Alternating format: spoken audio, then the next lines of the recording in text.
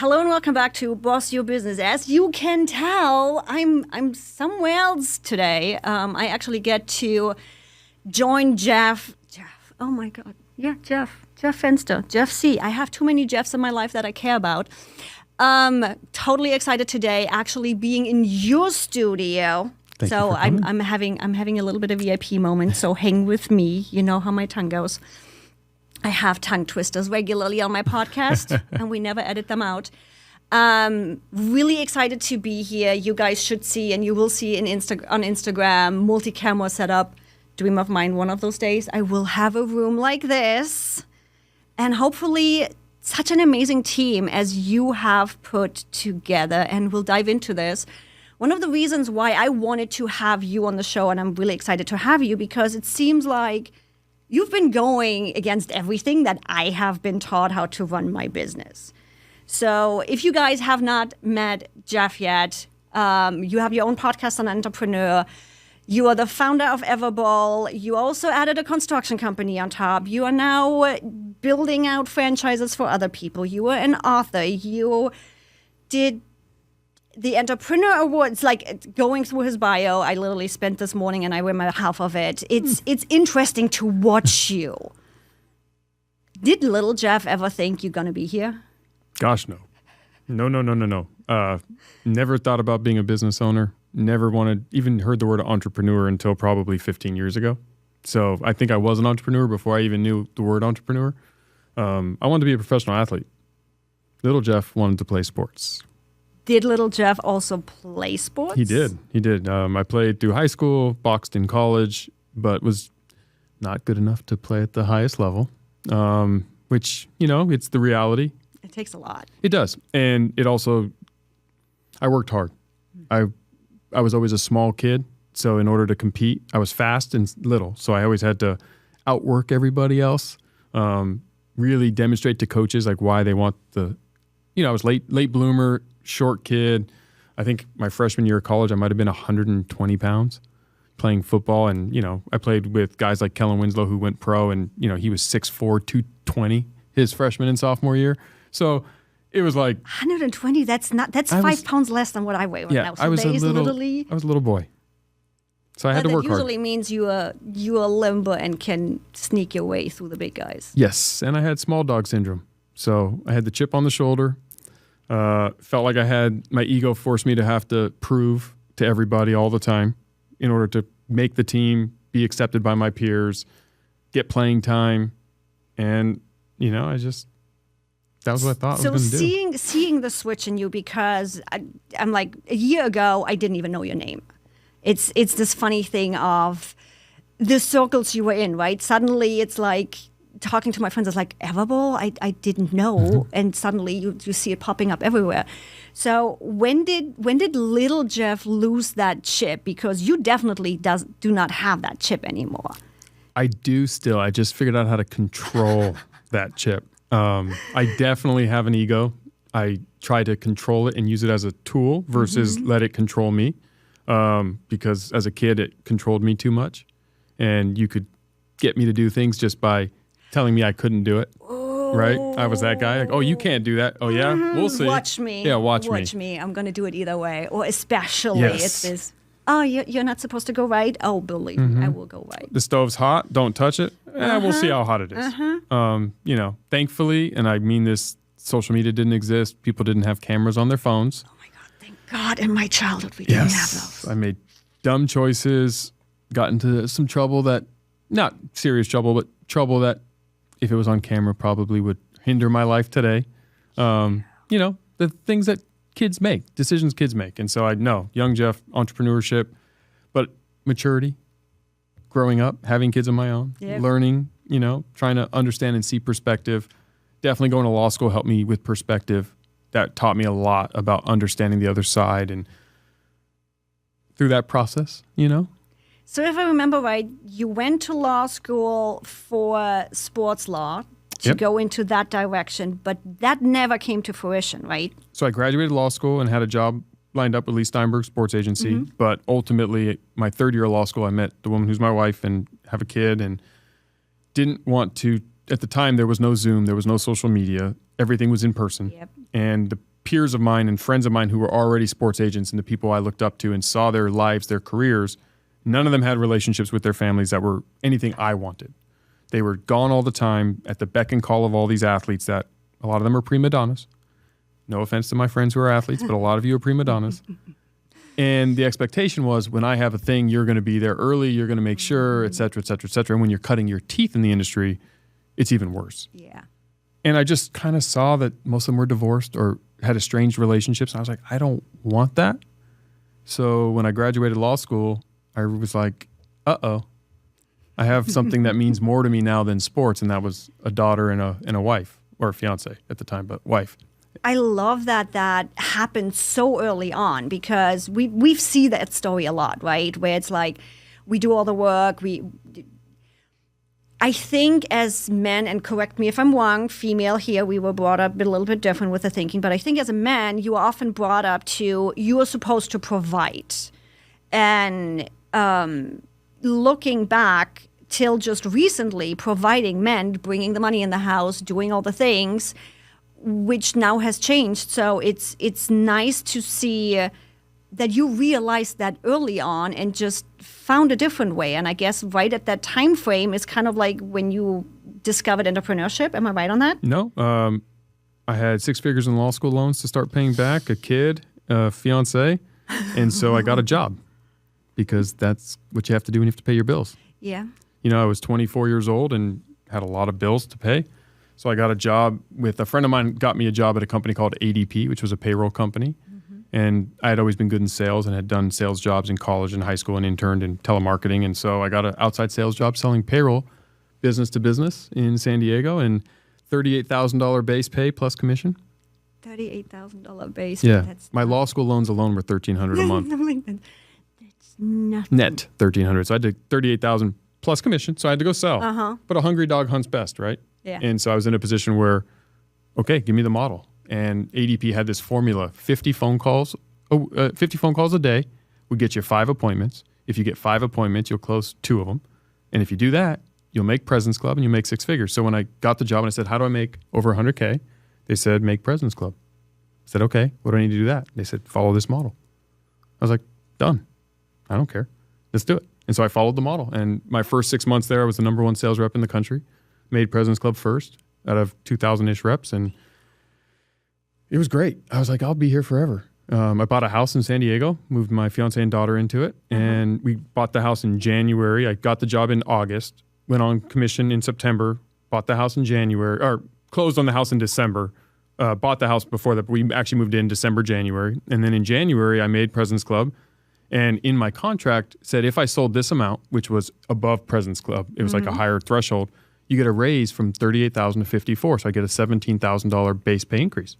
I needed that money. That's a nice chunk. Yeah, and I just put all my cash down on the down payment of the house. So I was like, great. When do I get my raise? And my boss said at the end of the fiscal year, which wasn't until the fiscal year ended in June, so I'd get it in July. So nobody ever mentioned the fine print. Yeah, well, because their position was it's an annual contract. It's an annual goal. No one does it in 6 months. So if you'd done it in 10 or 11, you're going to get it in 2, 3, 4 weeks, right? But they didn't expect or anticipate the speed with which I was able to accomplish it. And so I said, well, that's not going to work. I want my raise. And she tried. Ashley, my manager, I mean, in her defense, she did everything she could. She didn't want to lose me. My ego said, if you don't give it to me, I'm going to quit. Because I thought they weren't going to let Jeff Fenster walk out the door. I'm the number 1 sales rep. Like, how are you going to let me leave? There's the trip. Mm-hmm. Right? And she came back and she goes, Jeff, I mean, there's nothing we can do. So if you're going to quit, you're going to quit. And I went home that night, and we'd been in our house not long. And I said to my fiance at the time, I said, I want to quit the job.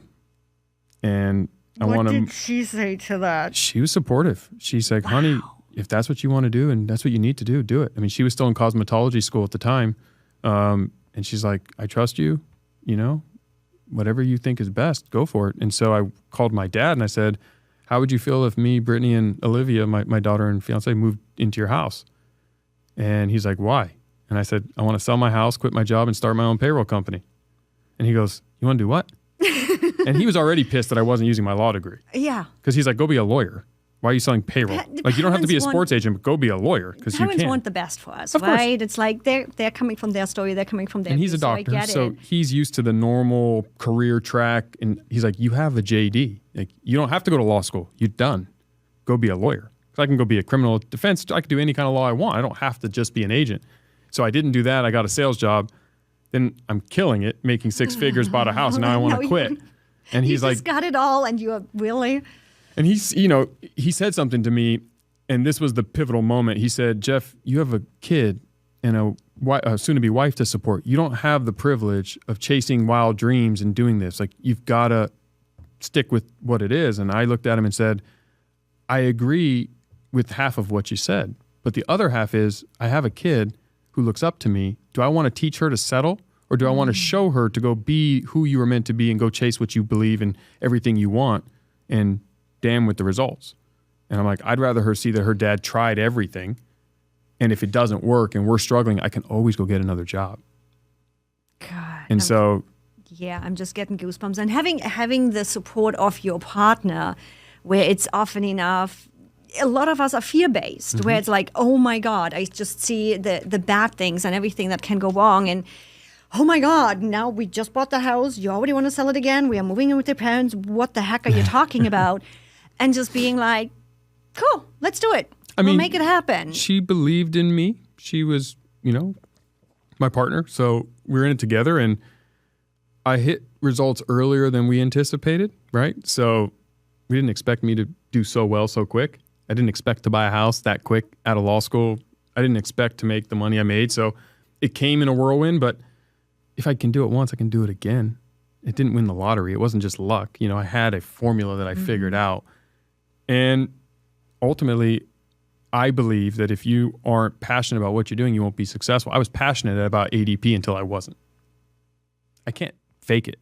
I'm not going to fake it. I'm not going to show my kid, oh yeah, you know, my dad could have done all these things, but he settled for me. You know, he settled because I was born or because he had to pay bills. And so when I have a family, I'm going to settle. And I don't want to teach my kids that. So I was like, no, I'm going to do it. My dad said, yeah, you can live here, but you're an idiot and you're making mistakes and you don't know anything about running a business. Like, what do you know about starting? You know, back then it was business owner. The word entrepreneur, never heard it.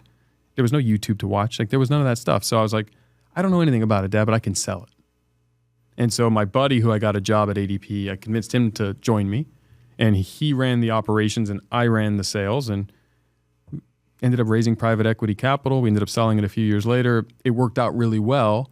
And, you know, 18 months later, I moved back out of my parents' house and bought another house that we moved into. So it was 18 months in my parents' house. And that's 18 where months is nothing. it's really not. And that's why when people, you know, I can't because I have a mortgage or I have kids, I look at them and I go, I don't see what you see. I think you have an obligation. Like, who cares about your house? Does the house mean more than your happiness? If so, stay in your house and work the job you hate. I mean, it's a choice. I don't care about my house. I mean, I do. I love and want all the things. But it's not going to be the major make or break. It's a not house. the high on the value. The rest is way higher on that It's list. a house. And if I can go buy and I can tell you, the house I bought 18 months later is bigger, better, nicer than the house I lived in. So with that, what is the impact you want to have? Because it's like looking at all the things you do, and I'm probably just scratching the surface. What is that story, that message, that impact that you want to leave behind? to who? My family, the world? For anybody that hears Jeff Fenster 50 years down the road. I want to show that everybody can be remarkable and extraordinary. And everybody can have everything they want if they actually want it and are willing to put in the work. And I say this on stages. I'm an ordinary guy. I'm 5'9". I'm average height. Like, I'm as average as, you look up average height of a male, it's 5'9". I'm 5'9". I have average intelligence. Like, you look at my SAT score, I was like 50%, like right there. So I made a career and a living, and I learned it in sports, of working really hard and focusing on the details and beating you, not because I'm more talented, more capable or anything, just because I'll do what you're not willing to do, longer, harder, and faster. I just will. I don't care what I have to do. I want the result. And you give me the formula, I will follow it. So at ADP, most people don't make the 50 calls. So President's Club is like the top 6-7%. If you go look at how many people make 50 calls a day, 6-7%, which means everybody could probably make President's Club. As long as they make the calls. But they won't. And why? Because the first 40 will say no. And it's like, oh, do I want to do that again? And they have this thing where they have this requirement to want to do something. Mm-hmm. And I don't need to want to do something to do it. I just am focused on the formula and the result. And so what I want to leave behind is anyone who, I've created a lot of success in my life at the things I've gone after. And I've done it through a formula and a process. And I think everyone can achieve success in whatever they're after, whether it's health, business, family, relationships, be a doctor, be a student. Be an artist, be whatever you want to be. Success is defined by your definition of success, but everyone can have it. And I'm tired of living in a society where I feel like not everybody, the majority of humans are average. And they're average by choice, but the words they say is, I want more, but they don't put the action behind it. And I feel like they don't put the action behind it because they don't have a formula or an understanding of what do I need to do. Where at ADP, it was clear, 50 phone calls a day. So I made 100 because I wanted to do it faster. So if 50 gets me here, what if I make 100 calls a day? And so that's what I want to leave for everyone else is I want to give everybody else a glimpse into and give them a example of, oh my gosh, I can do everything he did. I'm more intelligent than he is. I'm more capable than he is. Great. So beat me, be better than me in your own life, in your own world. And if we're competing in the same arena, beat me. I'm okay. I will be Pepsi if you are that much better than me and can work that. If you can beat me at this game, I'm really happy about it because I want to live in a society where remarkable is the standard. Mm-hmm. Because that means when I go to dinner, the restaurant's going to be remarkable. When I take an Uber, it's going to be remarkable. When I meet humans all throughout life, everything about my life will be better because everyone's going to be better at their careers. They're going to be happy. They're going to have more abundance. They're going to live from a position of giving and enjoyment versus this scarcity mindset and defensive mindset and mad because I'm not happy with the outcomes of my choices. I want everyone else to be better because it'll be a better world. And I have to live in this world. And I deal with mediocrity too often, and it's out of my control. So it's a selfish thing, but that's what I want to leave on the world. I love that. Now, what's your framework to actually do this? As I mentioned before, where it's like everybody always tells you need to niche down one message, one product, one person, one thing. And then I go through your timeline of things and it's like, yeah, sure. We just started 3 businesses in 1 year. And yes, behind the scenes, I see the connection between growing and building Everball, then the construction Rebuild. mess you guys had, bringing Rebuild in to systemize the thing. But my question is like, you are one person, and it's like, suddenly there's Everball popping up everywhere. I know how much you guys do with Rebuild behind the scenes. You are speaking, you are producing the podcast, you are doing all the things. And yet I still see you spending time with your family too. Did you find a time machine or something? No, I'm intentional on what I do. But you talk about the companies and it's not, I don't want anyone to sit here and think that's because of me. It's truly the team, right? So I have an incredibly gifted, talented, amazing team of humans I get to do life and business with. And super fun, by the way, too, where I literally like to bring my laptop in and just work here with the team. It's coming into the office here. It's just fun. It's like, I feel home, and I'm just a little piece on getting to help you guys make things happen. But that's how things happen. And I think too many people try to do everything on their own, or they have a scarcity mindset about who they recruit and attract. And I think if you build the right culture and you have the right values yourself and you can do those things, you'll attract the people that want the same for themselves. All the people on our team want to be the best at whatever they're doing, whether it's their job here. And it shows. Or their human side, whatever they do personally, or anything that they do. And so, in our control room, we have all these quotes, and everyone who comes on the show leaves a message. And Drew Brees' is so perfect that it's how you do anything is how you do everything. And when you look at our team, it's evident. How we do anything is how we do everything. And so if you're not that way as a person, you're not going to, A, we're not going to hire you. But B, you're not going to feel comfortable here. But if you are a high achiever, if you do want to be remarkable at everything you do, if you do strive to improve every day, you want to be around other people who do that. So you're going to be attracted and want to come work with us anyway, which means our team keeps getting better. We're adding all-stars every single day. And so, yeah, I can say, hey, we're going to start this company because that's my role on this team is to pick a destination for us and set big goals. And we can then bring in amazing people to help us get there who can do things way better than I can. And that allows us to do it. So when you look at it, it's like, yeah, we have all these things, but there are seasons, right? There are times where I'm up to my neck in the day-to-day, and then I hire people who are better than me. So now I'm not the best person for that role, so someone else is doing it, which gives me more bandwidth to either add another company or speak on a stage or do a show. And there's reasons for it all, right? It's about the macro. The show is fantastic because I get to bring in incredibly amazing people into my studio, into my headquarters, into my environment. I get to build more of relationship capital with them. I get to share their message to help deliver the message we want, which is give everyone a success formula. And some of them end up doing business with me and some don't, and that's fine.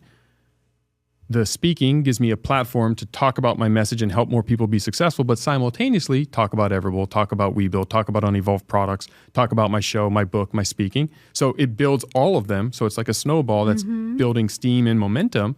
And so those things drive, top of funnel, business development, relationship capital, personal brand, all these things. And you mentioned a year ago, you didn't know my name because I never cared about personal brand. And so January 1, 23 is when I decided to do personal branding and start that. I'm a private guy. I don't ever want to be famous. I don't need people to know who I am. It doesn't drive me at all. But I realized what I was missing in my snowball. As I want to get better, I realized I'm missing the bigger platform to spread the message, to get more eyeballs and awareness so I can grow Everable faster, WeBuild faster, and help more people with a formula to help them be successful.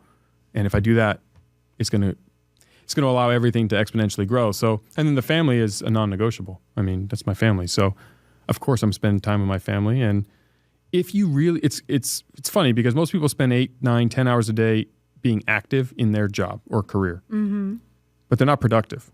And there's a difference. Yep.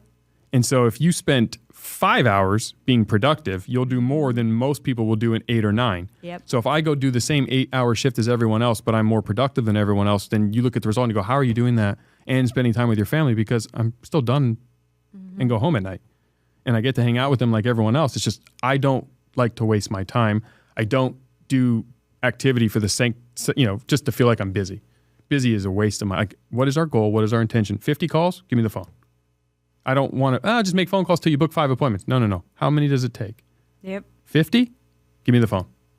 And it's interesting to see, having that behind the scenes knowledge, it's interesting to see how those beliefs and that focus is threading to at least through team members that I am working with too, where it's like, cool, I literally came in to help do that, to help the team be more efficient and not spend their time on let's be honest, bullshit admin stuff where it's like, really, we need to apply 3 subtasks. Let's not do that. Right. And it is really fun to see all of this threading through the community that those businesses are and just how much fun the team is having, especially when you come in and everybody is on VR. I'm like, what am I missing here? I'm missing something. Well, it's part of it. I mean, the 2 non-negotiable rules at all of our companies are make friends and have fun.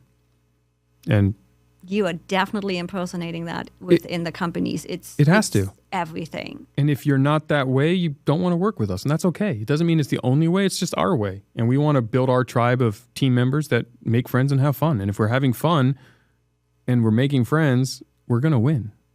And we're hard to beat. And while, yes, we compete with competitors, our true competition is ourselves. Yeah.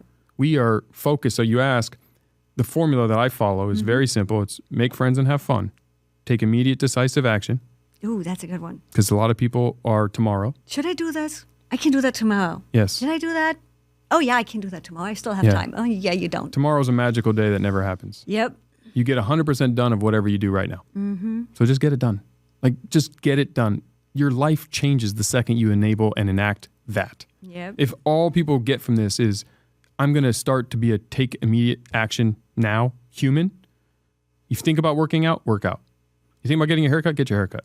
You think about cleaning your room, clean your room. You think about reading that material, read the material. Yep. You think about listening to the podcast, listen to the podcast. Don't wait. I'll do that later. I want to watch or I want to scroll. you're wasting time and you'll never do it. The list of things that you need to do, stack. My list is small because if I can do it now, I do it now. I don't care how long it takes. I mean, no one wants to do everything we do, but I want the results.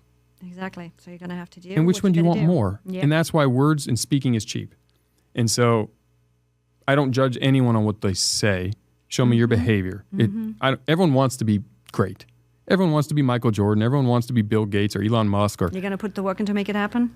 Show me your activity and show me your actions. Are you being and focusing on being remarkable at everything, doing it now and improving? Or are you making mistakes are fine once.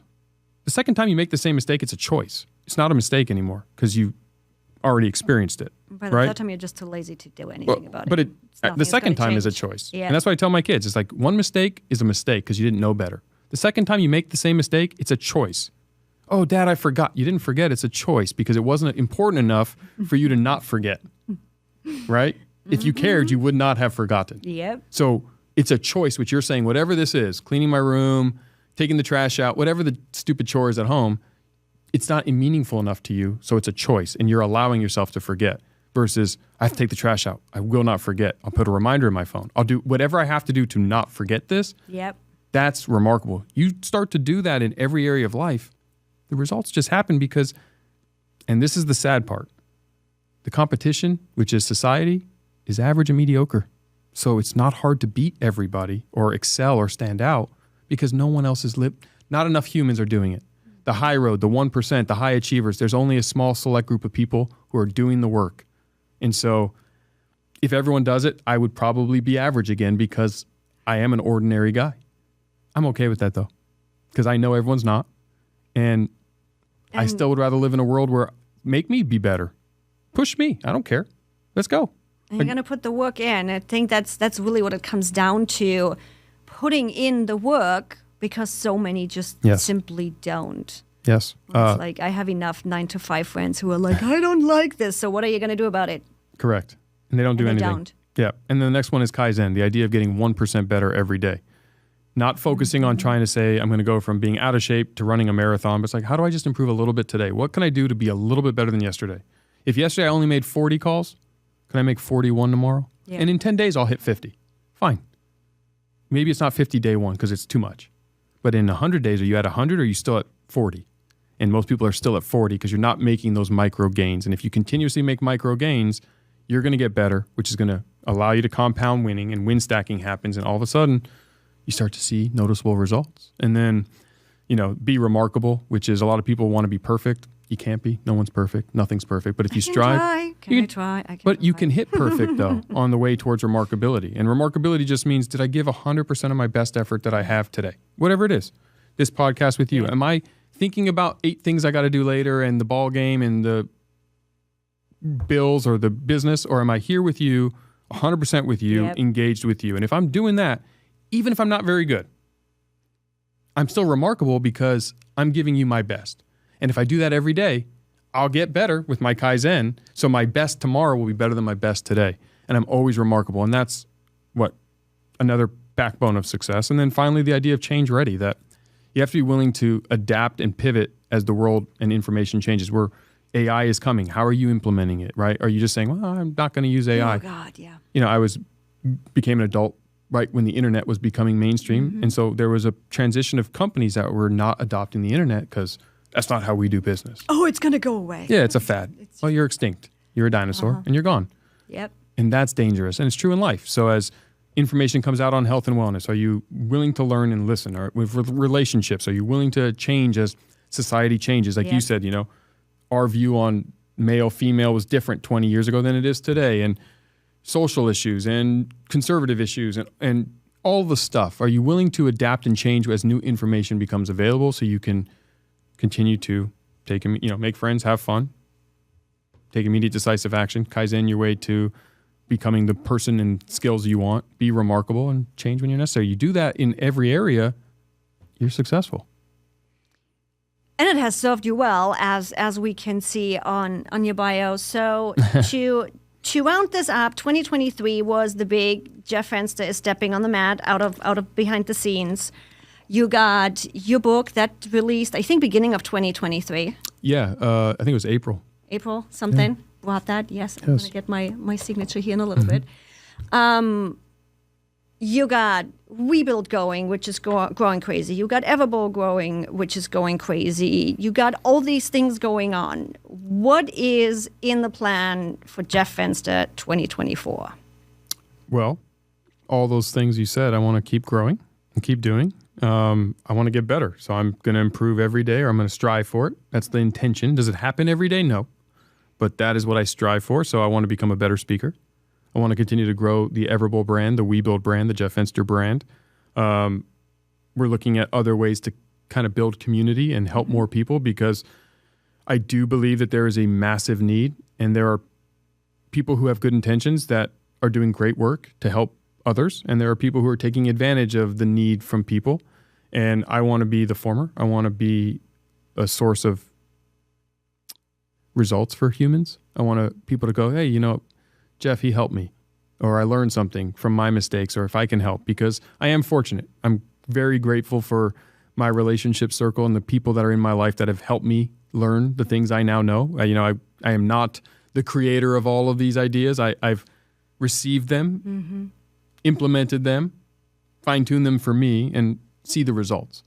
And I want more people to make more money. So, I speak more to entrepreneurs just because, doctors don't necessarily care what I have to say, and nor should they. But if you're in the entrepreneurship community or the startup community or the business community, I think that there's a voice I have in that space to help. And my goal is to help you. And I want you to make millions of dollars and make businesses that have massive impact and make my life better. Because I want, everything we do is selfish, and there's a selfish reason. Spend more time with my family and friends. And, we're looking to continue to find new cool companies that can either be part of our ecosystem and cool people to join the team. And I can't tell you because I don't think things out that long. I'm not a 5-year plan guy. I don't know why. I think we spend too much time worrying about the future instead of winning the day. And it comes back around to do it now. Yes. And, the first rule of entrepreneurship is stay in business today. Yeah, that's a big one, especially after the few years we had. Yeah. And the second rule is stay in business tomorrow. So I laugh because, I invest in companies and people give me these 5-year projections and 5-year business plans. And so much changes nowadays in 5 years. It's like... Think about 5 years ago. The word COVID didn't exist.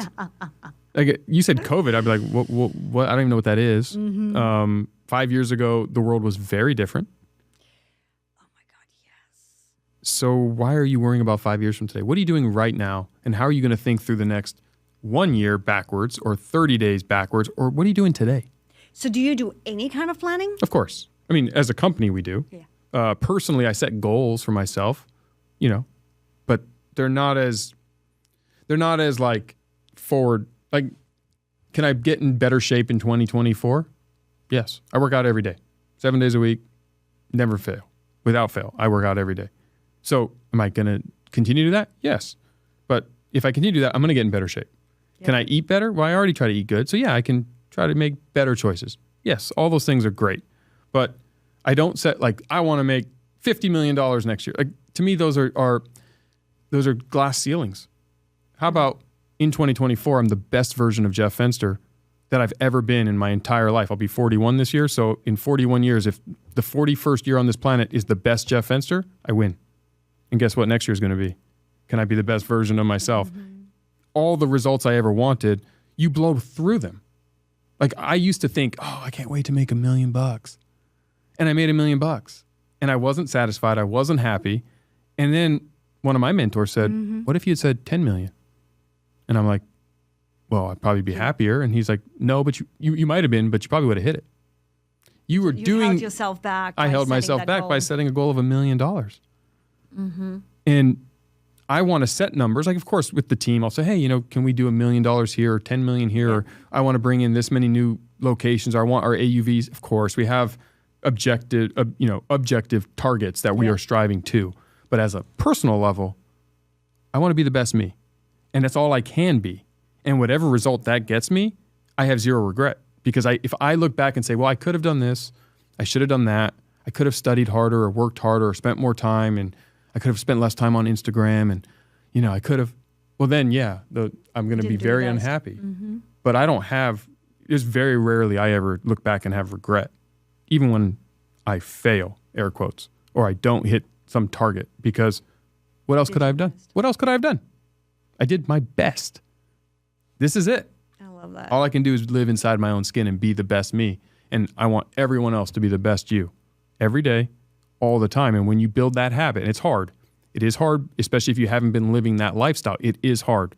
So you're hearing me say these words, and it's not easy to change your habits. It's not easy to change who you are. It's not easy to implement.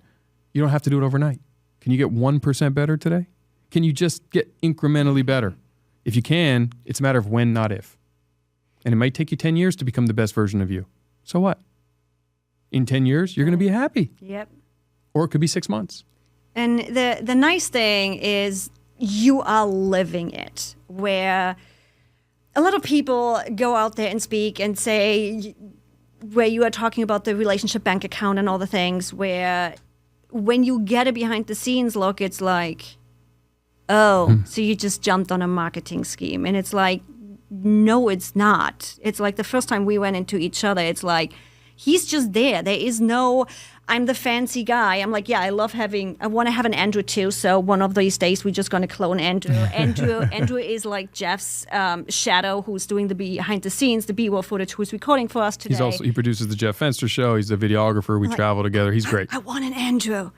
But you are approachable. You are out there. You are resharing on social media, sometimes with even paid collaborations. Getting somebody to share something when you tag them is like pulling teeth, and you are just in there. You are just exactly who you say you are. So thank you for coming on to the show today. It was really fun picking your brain.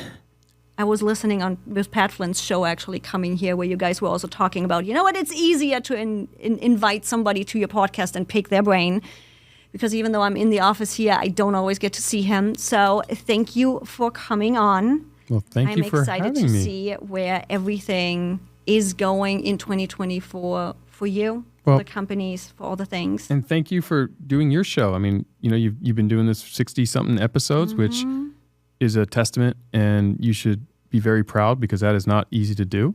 And for helping an audience of humans get access to great ideas and conversations that maybe they don't have current in their life. And sometimes it's that one piece of information you need to hear at the right time that changes everything.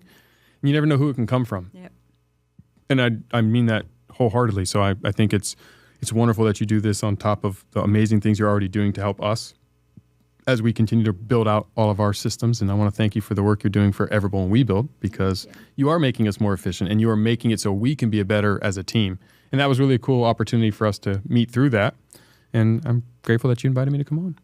Thanks so much for coming on. And guys, as always, you can find all of the links and everything about Jeff right in the description. I'm going to link the book there. I'm going to link his page there. I know you have a couple of things coming up on the personal branding side.